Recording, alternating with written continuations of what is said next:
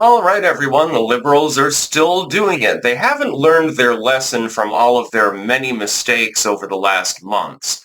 And this is just another example of it. This is fruitless. Link in the description, archived, of course. The legacy media is still attempting to prop up, along with their Democratic Party small d associates, well, big D, actually, sorry. They're trying to defend the Department of Education. So let's revisit this particular topic.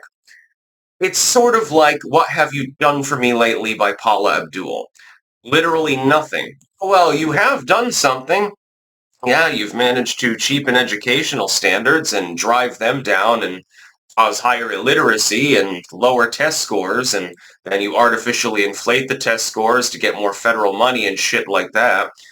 You continuously put people who are clearly not mentally ill into SPED programs like you literally did to me, to moi. Think I must be a really high-functioning mentally ill person, considering that I'm approaching 500 million views on YouTube alone. I mean, I'm obviously crazy, but there's a difference between crazy and debilitated. If you can function, I don't really consider it an illness at all.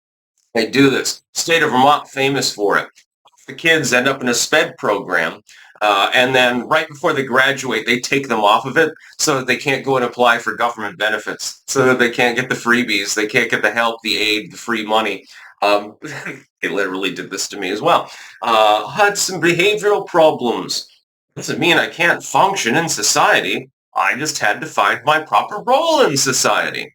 Thankfully, I managed to do so, so I don't have to live under a bridge. My apologies to those who have ever had to do so. I know what poverty is like. It's not fun. But anyway, this is a fruitless endeavor. Defending the Department of Education at this point, with 50 years of data, with regards to education, is absolutely insane. The Democrats have wandered into a trap. They're trying to convince the American people that this particular bureau is responsible for the fact that their kid goes to school. I assure you, if the DOE was completely dissolved, didn't even exist, your kid would still be able to go to school. In fact, they'd probably end up going to a private school because all of a sudden there'd be one less ally for all of those teacher unions that literally pay people to sit in the break room all day because they're not allowed to teach, but they're also not allowed to fire them. This has actually happened. It's common? No. Most teachers, at the very least, are trying to an extent, and many of them are very good. For instance, I look back on my years in high school. I had mostly good teachers. You had Rayford and Latkin and all of these others, and Mr. Gamache, I think still works there actually. Great people. They teach well. They're not assholes. I think Mr. Navarrete retired. He's the chem teacher. One time he chewed me and one of my friends out because we were obviously doing really well in class. I think I got a A minus if I remember correctly. But after we got done doing the normal experiments, we'd go to the back of the room. We were playing with the chemicals. And I was like, the only thing I wouldn't play with anything mercurial or arsenoid or something like that, because you don't want poisonous fumes rising up into your face and killing you. But we did all sorts of off-the-book experiments that weren't part of the lesson. We were using the book, generally speaking, so, I mean, we weren't doing anything dangerous. We would have used the hood if we had to do that. But it was rather funny at the time. He's a good teacher, too. It's actually Mexican. But this is not going to work. The Department of Education is not what made the teachers that did a good job do a good job. It shields the teachers that do a bad job more than anything else and adds layer on layer of bureaucracy, necessitating, by the way, something that even liberal taxpayers have complained about quite often: the rise of excessive administration within schools. Used to be it was the principal and the secretary and maybe the front desk person. That was your administration. Now there's a whole goddamn council in most places. And it keeps growing, and then there are accountants and staffers and lawyers and all sorts of weird shit like that, and they all have to be paid for. And then the number of kids per classroom keeps dropping, which I'm sure is great for the good teachers that are actually doing a good job, but it also facilitates teachers that are doing a shit job. Why did my kid get an F? Well, because your kid can't read, and it's English class.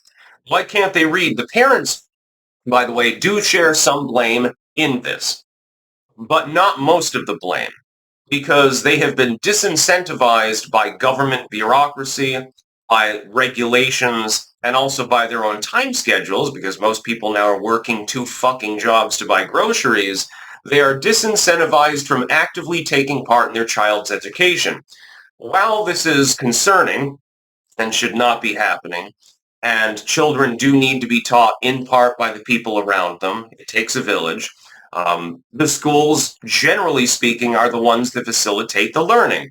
If the school fucking sucks and all the teachers in it fucking suck, it shouldn't get any money at all. It shouldn't even exist. It should be routed completely and then remade into something that is actually functioning. The Department of Education makes this fundamentally impossible. Again, you have teachers that are effectively permanently on leave and stuff to show up to the school to get their paycheck.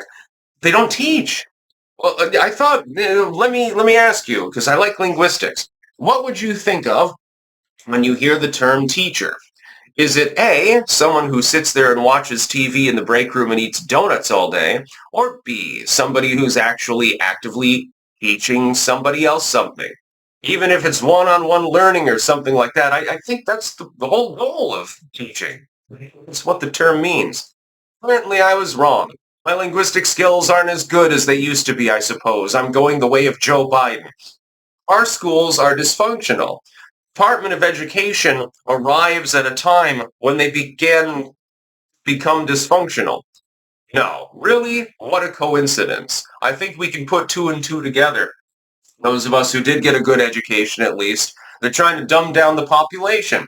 They're trying to make everyone idiots. Why? It's easier to control idiots. A lot harder to control people that are actually book-read and intelligent, capable of writing their own name, have legible penmanship and a basic understanding of things like math.